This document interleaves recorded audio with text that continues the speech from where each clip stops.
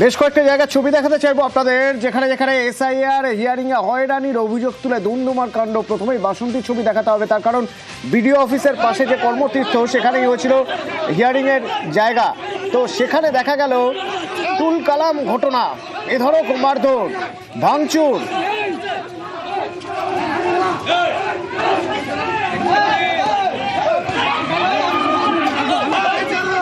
অনুপ রয়েছে আমার সঙ্গে। অনুপ, আমরা দেখছি যে হয়রানির অভিযোগ তুলে রীতিমতো মারধর হচ্ছে, ওখানে ভাঙচুর চলছে।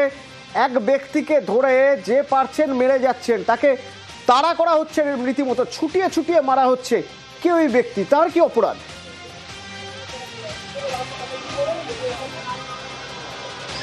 দেখো, যেটা হচ্ছে স্থানীয় মানুষজন বা হিয়ারিং এ আসা যেসব মানুষজন তারা দাবি করছে যে দীর্ঘক্ষণ কিন্তু তারা অপেক্ষা করছিল, যে হিয়ারিং এ যাদের ডাক পড়েছে তারা এসেছিল এবং সেখানে যখন দীর্ঘক্ষণ হয়রানি হওয়ার পরে এবং যে হিয়ারিং এর হচ্ছে ডকুমেন্ট জমা দেওয়া হচ্ছিল সেখানে কিন্তু তাদের কোনো রিসিভ কপি দেওয়া হচ্ছিল না।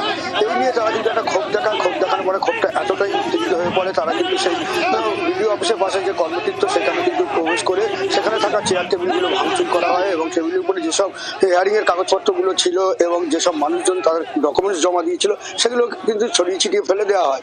তবে এই ঘটনায় কিন্তু যথেষ্ট এলাকায় চাঞ্চল্য ছড়িয়ে পড়ে এবং মারা হচ্ছে তিনি কে, কারণ যে ভাবে দেখো, যিনি হচ্ছে যাকে ধরে মারধর করা হয়েছে তিনি কিন্তু হিয়ারিং এ এসেছিলেন বলে কিন্তু হচ্ছে জানা যায়। তারপরে কিন্তু তিনি এই যে যখন গন্ডগোল মারামারি মারধর শুরু হয় তখন কিন্তু যে তৃণমূলের হচ্ছে পঞ্চায়েত সমিতির সহকারী সভাপতি সেই মারধর ঠেকাতে যান এবং সেখান থেকে লোকজনকে সরাতে যান এবং এই ঘটনায় কিন্তু মারামারির অভিযোগ হয় এবং অভিযোগ করা হচ্ছে যে তাকে মারধর করা হয়েছে।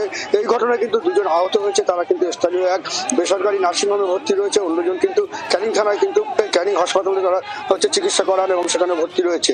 এই ঘটনায় কিন্তু বাসন্তী থানার বিশাল পুলিশ বাহিনী ঘটনাস্থলে যায় এবং তাদেরকে বোঝানো হয়। তবে বাসন্তী পঞ্চায়েত সমিতির পূর্তের কর্মাধ্যক্ষ রাজা গাজী তিনি মাইক হাতে করে মানুষকে শান্ত হওয়ার চেষ্টা করেন এবং তিনি কিন্তু এই যে দীর্ঘক্ষণ হচ্ছে হিয়ারিং বন্ধ থাকায় তিনি আবার নতুন করে মাইকিং করে লোকজনকে লাইন দিয়ে দাঁড় করিয়ে আবার নতুন ভাবে হিয়ারিং শুরু হয় এবং মানুষজন অবশেষে হিয়ারিং করেই তারা বাড়ি ফেরেন।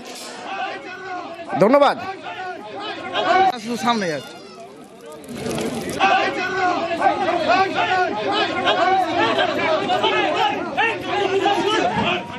ভাঙচুর করেছে তারা জনসাধারণ, তাদের কাছে যারা কাগজপত্র জমা দিচ্ছে তারা পরিষ্কার বলছে যে আমরা যে কাগজটা জমা দিচ্ছি তার জন্য আমাদের একটা রিসিভ কপি দাও।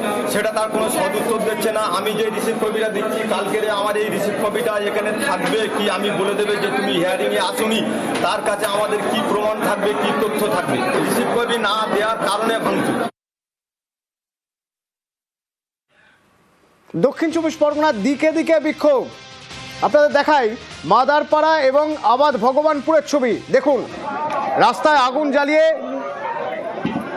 হিয়ারিং হয়রানির প্রতিবাদ করা হচ্ছে। আনিসুদ্দিন রয়েছেন আমার সঙ্গে ফোনে। কি অবস্থা আনিসুদ্দিন? দেখো, এখনো পর্যন্ত পরিস্থিতি অনেকটা নিয়ন্ত্রণে, তবে যেটা দিকে দিকে দক্ষিণ চব্বিশ পরগনায় যেভাবে এশায়ার হয়রানির অভিযোগ তোলা হচ্ছে এবং সেইখানেই কিন্তু আজ অর্থাৎ ধোলা থানার দুটি জায়গায় একেবারেই বাগারপাড়া এলাকা যে রামগঙ্গা রোড সেখানেই সকাল থেকে এলাকার যারা ভোটার ছিলেন তারা টায়ার জ্বালিয়ে রাস্তা অবরোধ করে বিক্ষোভ দেখাতে থাকেন এবং অন্যদিকে একেবারেই আবাদ ভগবানপুর এলাকায়, যেখানে তুমি জানো যে এশায়ার নোটিশ পেয়ে ভিন রাজ্যে পরিযায়ী শ্রমিকের মৃত্যু হয়েছিল যে আবাদ ভগবানপুরে, সেখানেও কিন্তু টায়ার জ্বালিয়ে রাস্তার উপরে পথ অবরোধ করে বিক্ষোভ দেখাতে থাকেন। বিক্ষোভকারীদের মূলত অভিযোগ তারা নথি জমা করছে কিন্তু তারপরেও তাদেরকে শুনানিতে ডাকা হচ্ছে এবং এই এশায়ার শুনানিতে থেকে তাদেরকে হয়রানির শিকার হতে হচ্ছে। এই প্রতিবাদ জানিয়ে কিন্তু তারা এই পথ অবরোধ এবং টায়ার জ্বালিয়ে বিক্ষোভ দেখাতে থাকে। পরবর্তী সময়ে ধোলার থানার পুলিশ ঘটনাস্থলে পৌঁছায় এবং পরিস্থিতি নিয়ন্ত্রণে আনে।